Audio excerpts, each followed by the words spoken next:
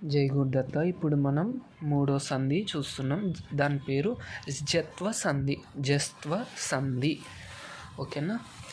జత్వ సంధి సూత్రం ఏంటంటే క చాట తా పాలకు నా ఇంకా మాలు ఈ రెండు కాకుండా వేరే ఏ అక్షరాలు పరమైన కూడా కచట తపలు గ జాడ దాబాలుగా మారును.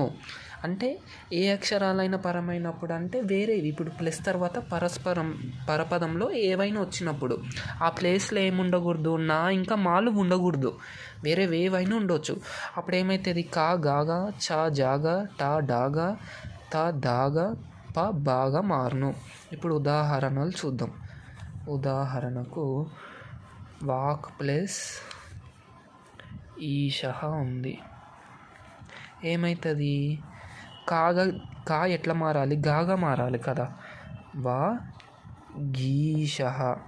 ఇక్కడ మనకి సెకండ్ డి ఉంది కాబట్టి ఇక్కడ కూడా ఒత్తు పెడతాం, వా గీషహ అవుతుంది. నెక్స్ట్ అచ్ ప్లస్ అంతః. అచ్ ప్లస్ అంతః వచ్చింది. చా ఎట్లా మారాలి, జాగా మారాలి కాబట్టి ఏమవుతుంది, అజంతహగా మారుతుంది, అజంతః. నెక్స్ట్ షట్ ప్లస్ ఆననహ. టా ఎట్లా మారాలి, డాగా మారాలి కాబట్టి షడాననహ. ఎందుకు దీర్ఘం వచ్చింది డాకి అంటే ఇక్కడ సెకండ్ డా ఉంది కాబట్టి. నెక్స్ట్ సత్ ప్లస్ ధర్మః. సత్ ప్లస్ ధర్మః ఏంది, తా ఎట్లా మారాలి, దాగా మారాలి కాబట్టి సధర్మః, సధర్మః. నెక్స్ట్ అప్పు ప్లస్ జమ్. అప్పు ప్లస్ జమ్. పా ఎట్లా మారాలి, బాగా మారాలి కాబట్టి అ ప్లస్ జమ్ ఏమవుతుంది, అబ్జమ్ అవుతుంది. ఇది ఈజీ అన్నమాట. ముందు చెప్పుకున్న రెండు సందుల మేర ఈ సంధి కొంచెం ఈజీ.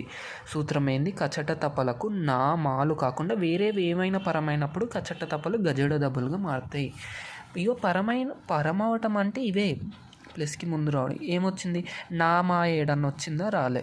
సెకండ్ డి వచ్చింది, ఫస్ట్ డా వచ్చింది, సెకండ్ డా వచ్చింది, ధా వచ్చింది, జా వచ్చింది కదా. సో కా చాట తా పాలుగా ఎట్లా మారినాయి, గా జా డా దా పాలుగా మారినాయి. ఉంటాను మరి.